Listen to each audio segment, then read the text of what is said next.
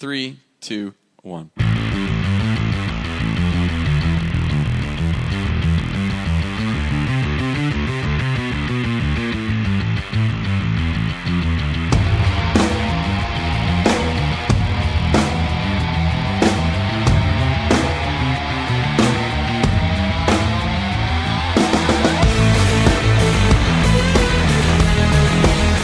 Hey everyone, welcome to the Manthology Show, life by three white guys in their 30s. In today's episode, bungee jumping, arcades, manly butt slaps, and lessons of the week. Joining me again today as a substitute, an honorary guest, Davey. Welcome to the show. Hey, thanks, Blake. Thanks for having me back. You're welcome. Yes, Josh and Derek are still in the wild, apparently. Derek's still working 80 hours a week like a dog, and Josh couldn't record. So the show must go on. We're happy to be here. We encourage you, if you haven't already, to get on iTunes and rate us. Contact us, reach out, react to past shows or this episode at men@menthologyshow.com or on Twitter @menthologyshow. Or please become a patron. If you enjoy what we're doing, please go to menthologyshow.com and support this episode and this show. And great things are to come. I'm just saying that as an empty promise, but I hope it's going to become true. Okay, Davey? Fair enough? Can we? I like it. You know, my kids don't even talk to me this much, so I'm just glad to be here. Thank you. Okay, all right. So, Davey, I've got oftentimes, as you've heard from our past episodes, we like to explore the topic of male inadequacy. Okay, because I think males may, well, I don't want to be sexist because I think the female of the species certainly feels their own level of inadequacy and maybe equal parts. But it seems like men might feel it more, or at least we mask it or hide it or avoid it more, ergo exasperating the problem, if you will. Fair enough? Can I? Oh, absolutely. You're doing great. No, you're doing great. I like your lead-in. This is fantastic. Okay. The men are definitely inferior. We are not good looking.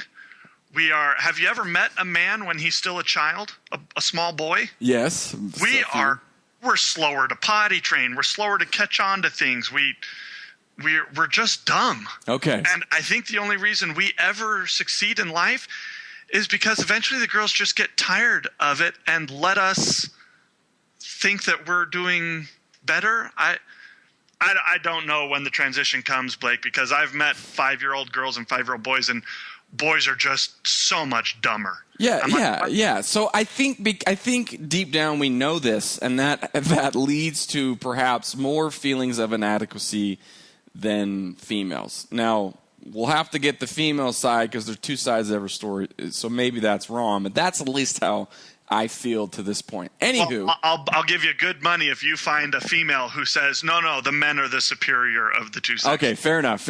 All right, fair enough. So anyway, I had a deeply personal experience with inadequacy on a recent wonderful trip to New Zealand, last place on earth to be settled.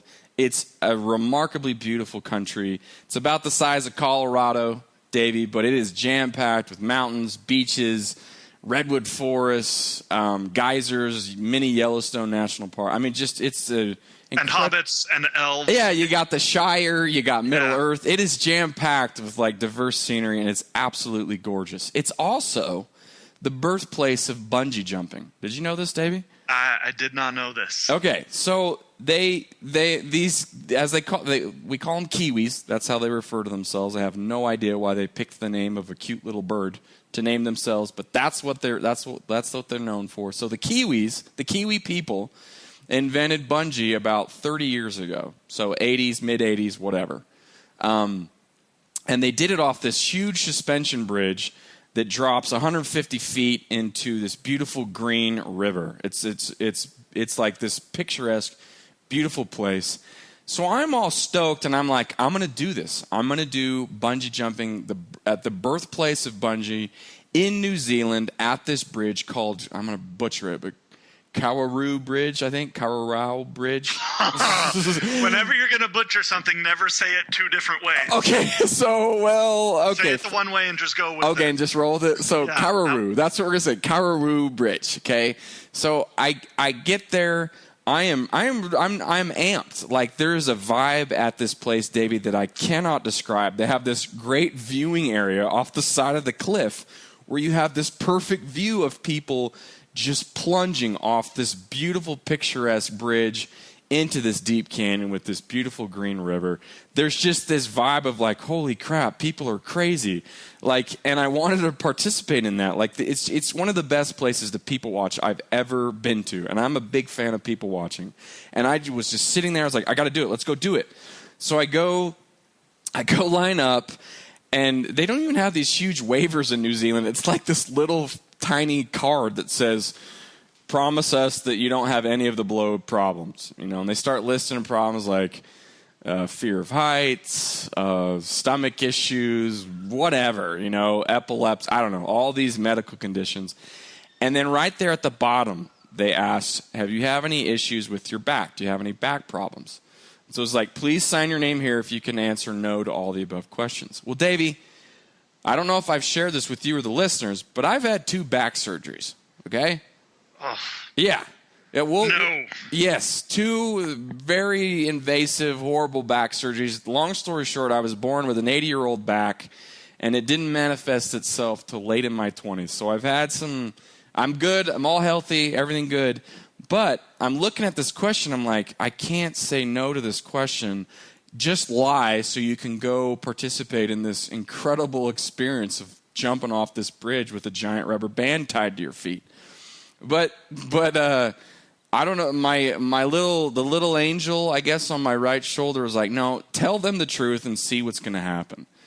So I immediately tell the lady, I was like, look, I've had a couple back surgeries, and her face just immediately goes, ugh. Like, it was, her face said it all. Like, right away, she's like, I don't know about this. She's like, let me call into my medical team.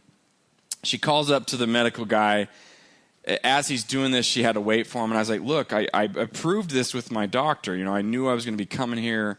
My surgeon said that I was medically cleared to do this. And she said, look, I appreciate that. I don't claim to be an expert, but while your doctor is certainly an expert in back surgery, he's not an expert on bungee. We invented it right here, and we know what we're doing. And I was like, fair enough. So she talked to the medical guy, and they shut me down, Davey. They shut me down. Blake, they don't want the truth when they hand you the waiver forms. They don't? They don't want the truth. They want you to lie.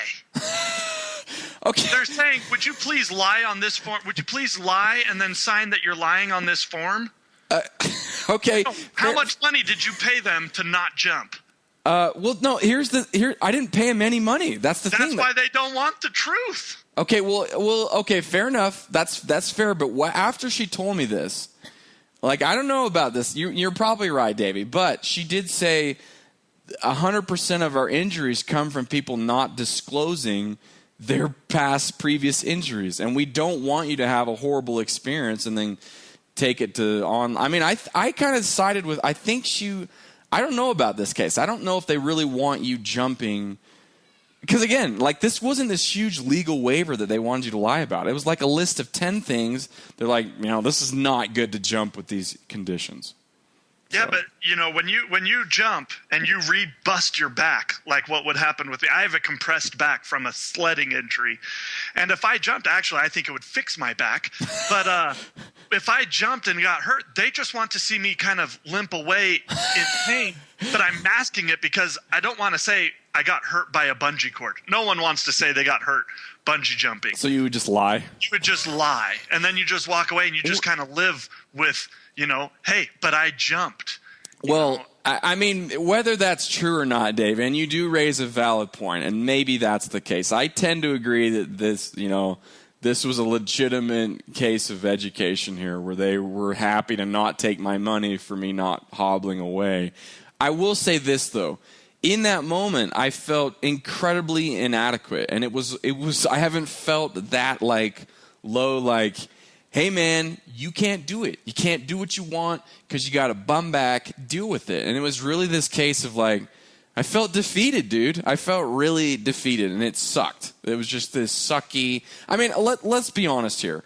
If if saying I couldn't bungee jump is like one of my trials in life, I know that's a horrible first world problem. So I'm not going to even begin to compare it with poverty or horrible things that minorities have to go through. I'm not even going to attempt to do that. But it still sucked. It was a feeling of male inadequacy, and there. Yeah, I think failing on a bungee jump like that is lower on those kinds of people's lists. Okay. It is more.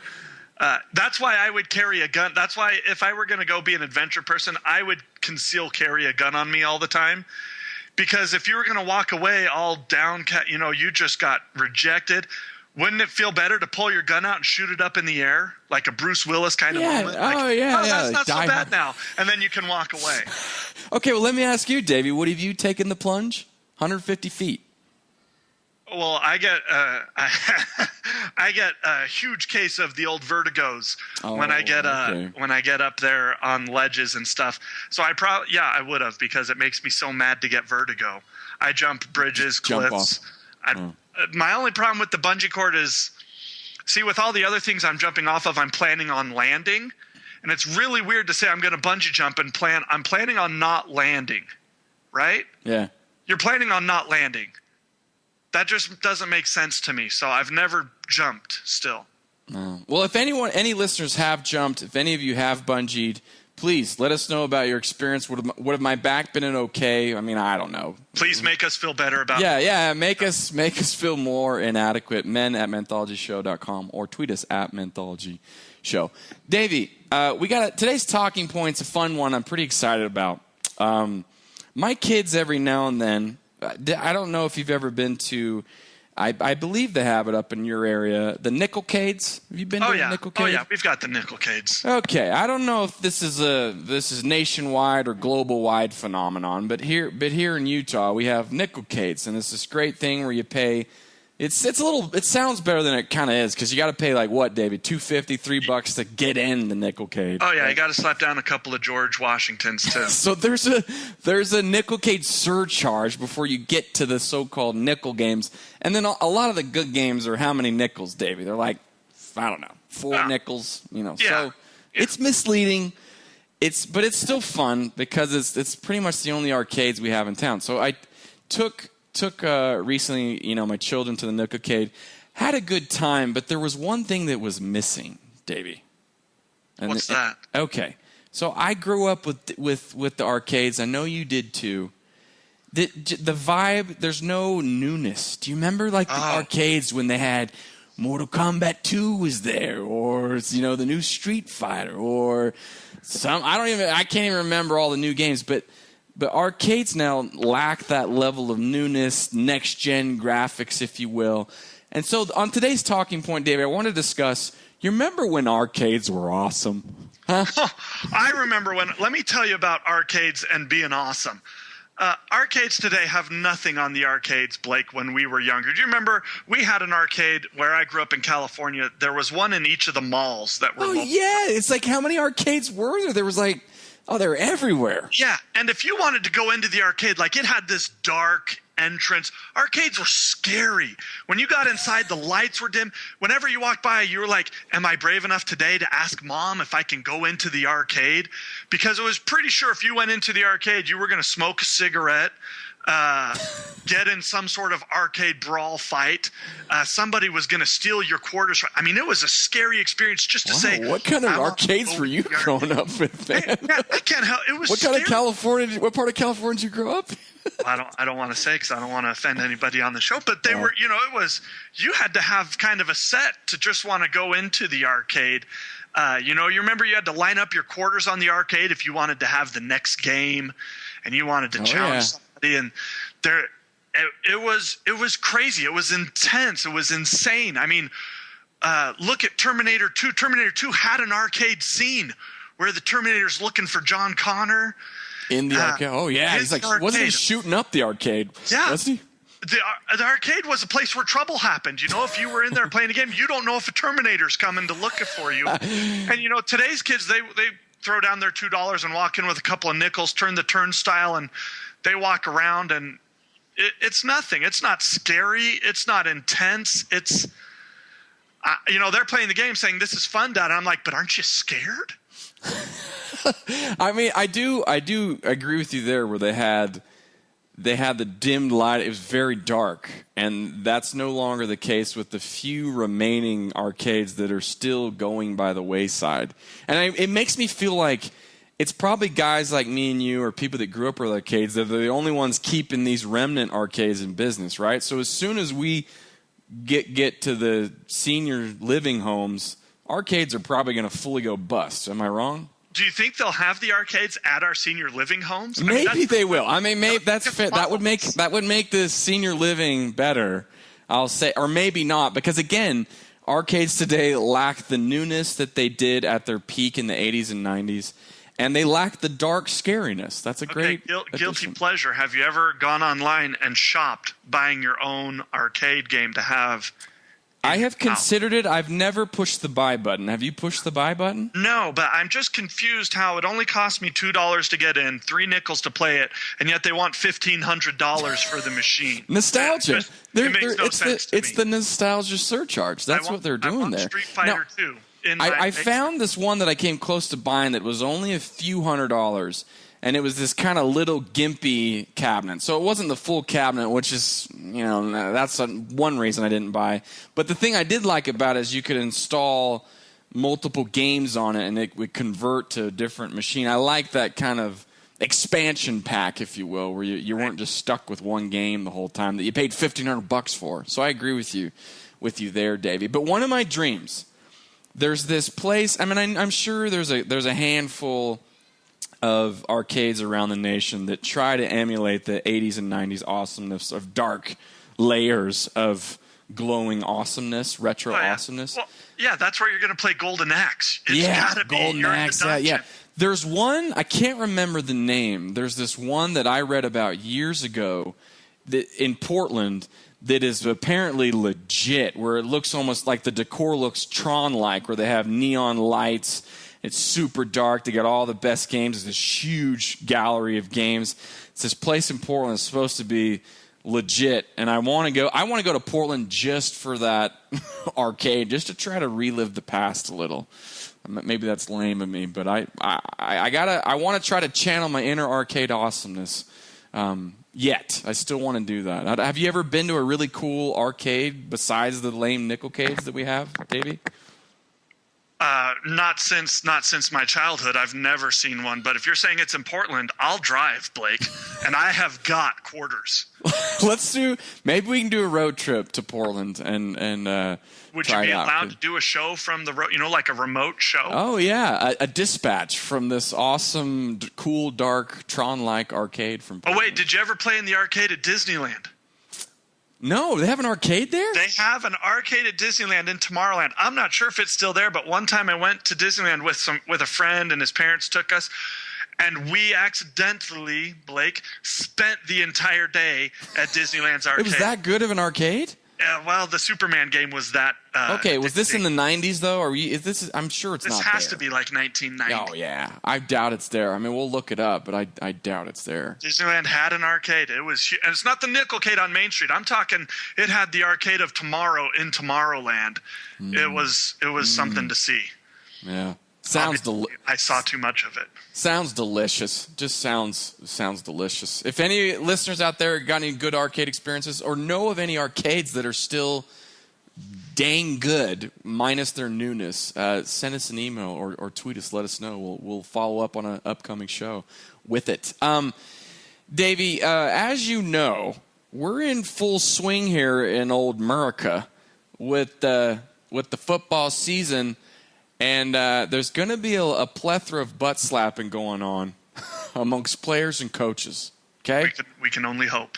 We can hope. Now, this may be one of the most comical or funny talking points we've ever had on the show. But I want to know, Davey, what's the deal with the sports butt slap?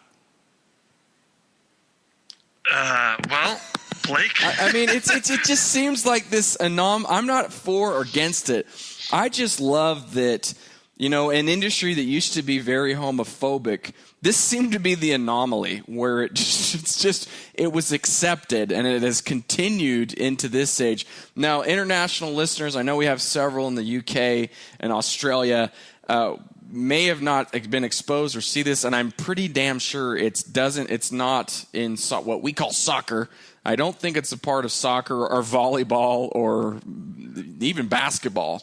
Probably but American football, this is a big deal. So football season just started around here, and if you pay close attention, you'll see a coach or maybe even players exchange a butt slap. What's the deal with the butt slap, Davey?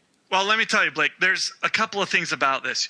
I was always raised, you can say any swear word you want to as long as you throw the word dirty in front of it. Okay. It made every swear word more acceptable. And in sports, I believe you can touch any man anywhere on his body as long as you say good game. I see. With it. So wait. Butt slap.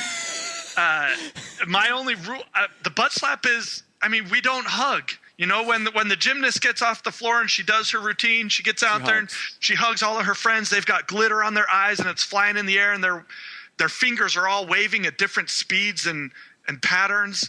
And you just come off the field in football and we just smack you right on the backside. Good game, right? Well, I'm curious, how did this start though? Again, sports is there's still some homophobia in sports. And it was certainly worse back when this was invented in the 70s. I've seen old football footage of them doing it in the 70s, maybe even 60s. How old is the sports butt slap in football, or at least the football butt slap? Well, Decades, the butt slap's right? got to go at least back to the 1890s, back in the Harvard-Yale games. Maybe, but I would just, if I could be a fly on the wall, I would love to be there the moment that first took place. Did the guy receiving it I think when these guys come off the field, I'm going to slap them all right on the buttocks. Yeah, and just tell them all they played a good game. Can you imagine how confused those players were? Coach touched us. Yeah, I don't know. I don't have a problem with the office butt slap as long as you say good game.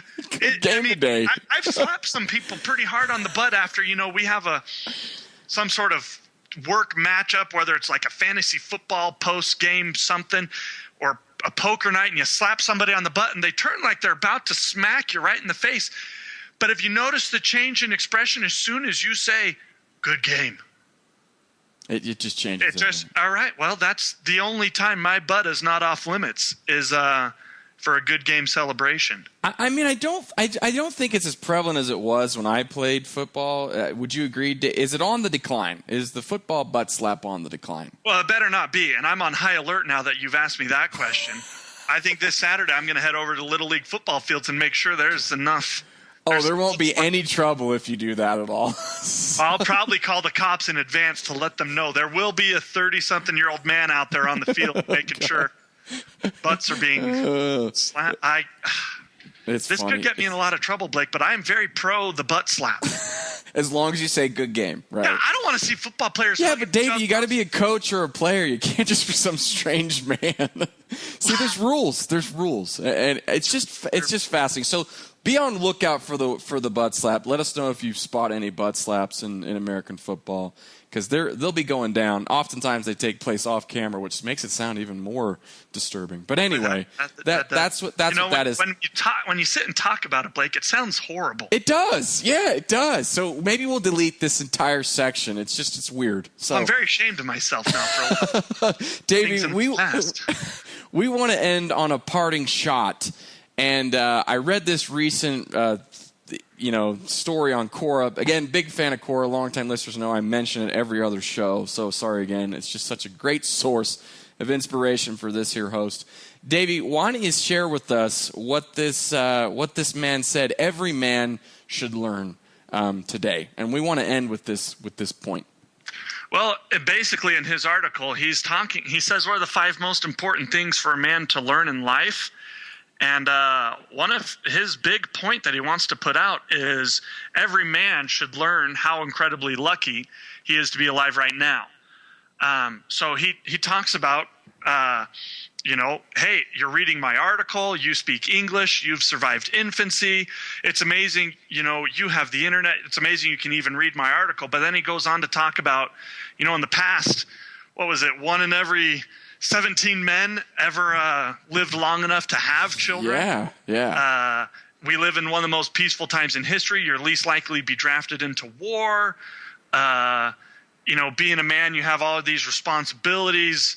But you're not out hunting down wild animals and killing woolly mammoths to help your family survive today. So you've got it easier than you ever had before. So every man should learn how incredibly lucky we all are to be alive listening to this here podcast. That just sounds like it just creates way too many people for me to think. Yeah. And I can't help but think that hunter back then who was gathering, well, the hunter wasn't gathering berries, but the guy who was killing the woolly mammoth, he wasn't thinking about me, Blake. He was just trying to stay alive. But yeah, and so I've got to thank him for me being here now. I don't know. No, but you are what you are today because, like he said, thousands of generations worked hard to get you here. Maybe unbeknown. Well, not that they didn't intend it. What about all the accidental cock monkeys who were doing horrible things that then led me to be here where I am today? Fair enough. Okay. What if my ancestors were dragged into Roman slavery because, they were just horrible people? I'm supposed to be grateful. Okay, but is this a glass half full or glass? I mean, you think this is really a glass half empty situation? Well, I want to know who drank the first half of my glass. I tend to agree. I'm not upset that it's either half full or half empty. I just want to know who drank the other half? Who's touching my stuff? I tend to agree with Quincy Larson. I mean, he laid out some crazy stats showing that I do think, it's an incredible time to live. And I think if you take that advice or you look at that data and you flip your perspective, life can't help but become more awesome. Right, Davey? No. You're right about that. I am grateful for all the people who altruistically went out there and knew they were fighting for a future generation. But not this caveman. The caveman, I can't get behind the caveman. Have you done caveman ever? I don't know. They're not the greatest of people. Yeah, they're not. We'll throw cavemen under the bus. Davey, we've reached the end of episode 17. Why don't you tell the listeners how they can participate in an upcoming episode? All right, listeners. Well, if you like what's going on here, if you like what Blake and all of us are doing here, visit Manthology Show.com to become a patron. Follow us on Twitter @Manthology Show, or you can email us at men@manthologyshow.com. For Davey and absentee Josh and Derek, I'm Blake. Thank you so much for listening to the show. We'll catch you here next time on the Manthology Show.